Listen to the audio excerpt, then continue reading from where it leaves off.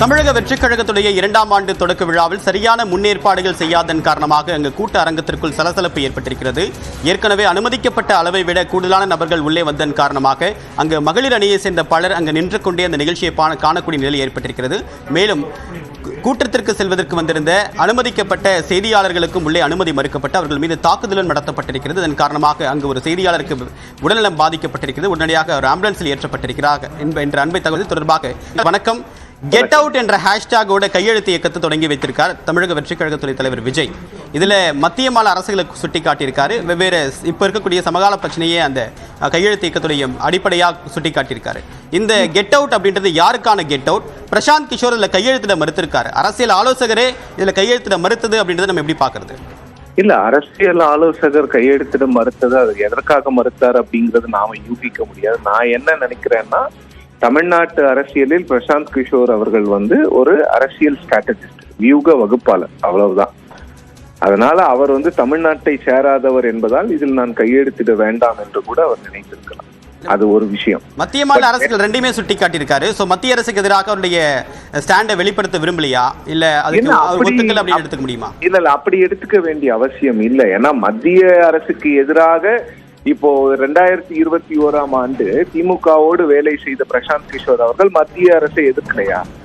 மத்திய அரசை எதிர்த்துதானே திமுகவினுடைய பிரச்சாரம் முழுக்க இருந்தது. 2021ஆம் ஆண்டு தேர்தலில் மோடி அவர்கள் எங்களுக்கு பிரச்சாரம் செய்ய வேண்டும், செய்தால் நாங்கள் வெற்றி பெறுவோம் என்று திமுகவினுடைய அத்தனை வேட்பாளர்களும் ட்விட்டர்ல சென்று பதிவிட்டாங்க. அதெல்லாம் பிரசாந்த் கிஷோர் அன்றைக்கு பார்த்து கொண்டுதானே இருந்தால் அதை நான் ஏற்றுக்கொள்ளவில்லை. மத்திய அரசை விமர்சிக்க அவர் பயப்படுகிறார் அப்படிங்கறத ஏற்றுக்கொள்ளவே இல்லை. அப்படின்னு பார்த்தா அவர் மேடையிலே அமர வேண்டிய அவசியம் இல்லையே.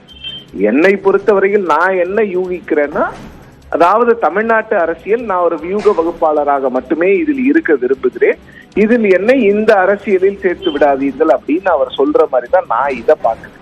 பட் விஜய் அவர்கள் கெட் அவுட் அப்படின்னு சொல்றது அது மத்திய மாநில அரசுகள் மட்டும் இல்லாமல் இங்க இருக்கக்கூடிய எஸ்டாப்ளிஷ்ட் பொலிட்டிக்கல் பார்ட்டிஸ் வெளியில போயிட்டு நான் ஒரு புதிய அரசியலை உருவாக்குவேன், ஒரு அடிப்படை அரசியல் மாற்றம் அப்படிங்கறது தான் விஜய் அவர்கள் முதலாக பிப்ரவரி 2ஆம் தேதி 2024ஆம் ஆண்டு தன்னுடைய அரசியல் பிரவேசத்தை ஆரம்பிக்கும் பொழுது சொன்ன வார்த்தை. சோ அந்த அடிப்படை அரசியல் மாற்றத்திற்கு தான் இப்ப இருக்கக்கூடிய எஸ்டாப்ளிஷ் பார்ட்டிஸ கெட் அவுட் அப்படின்னு சொல்றாருங்கிறது தான் நான் புரிஞ்சுக்கிறேன். இது மத்திய மாநில அரசுகள் மட்டுமல்ல, இங்க இருக்கக்கூடிய ஆளுகின்ற எல்லா கட்சிகளுக்குமே இது பொருந்தும் அப்படிங்கறத தான் நான் பாக்குறேன். 2ஆம் ஆண்டு தொடக்க விழாவிலையும் தன்னுடைய பயணம் எதை நோக்கி இருக்கு, யாரை எதிர்த்து அரசியல் செய்யலாம் அப்படின்றத பூடகமாகவே சொல்லியிருக்காரு. இன்னொருக்கு அந்த துணிச்சல் வரலையா, இல்ல அவருக்கு ஒரு ஆசிலேஷன் இருக்கா, எந்த பக்கம் போறோம் அப்படின்ற ஒரு ஆசிலேஷன் இருக்கா? இல்ல, அந்த ஆசிலேஷன் விஜய் அவர்களுக்கு இருக்கிற மாதிரி தெரியல. ஏன்னா நீங்க பாத்தீங்கன்னா, என்னுடைய அரசியல் எதிரி திமுக, அதாவது தமிழ்நாட்டில் நான் வீழ்த்த வேண்டிய கட்சி திமுகன்னு சொல்லியிருக்காரு. இந்திய அளவில் என்னுடைய கொள்கை எதிரி பாஜகன்னு சொல்லியிருக்காரு. இதற்கு மேல என்ன ஒரு தெளிவான விஷயம் வேணும்? ஒரு சில இடங்கள்ல அவர் பெயரை குறிப்பிடாமல் பேசுகிறார், அதெல்லாம் தவிர்க்கப்படலாம். பெயரை குறிப்பிட்டு பேசலாம். அரசியல் என்பது வெளிப்படையாக இருக்க வேண்டும்.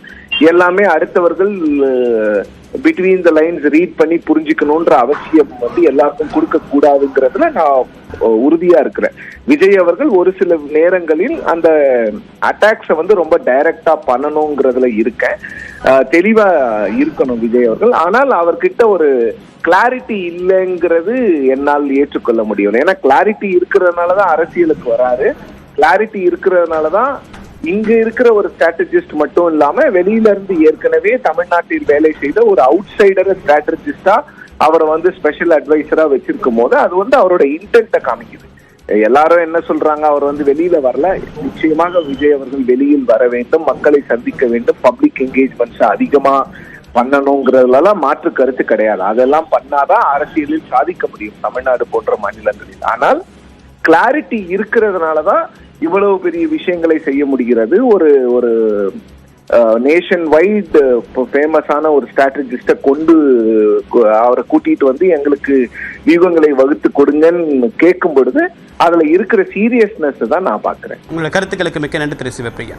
தமிழக வெற்றிக் கழகத்துடைய 2ஆம் ஆண்டு தொடக்க விழா தொடர்பான சிறப்பு நேரலையை செய்து வருகிறோம்.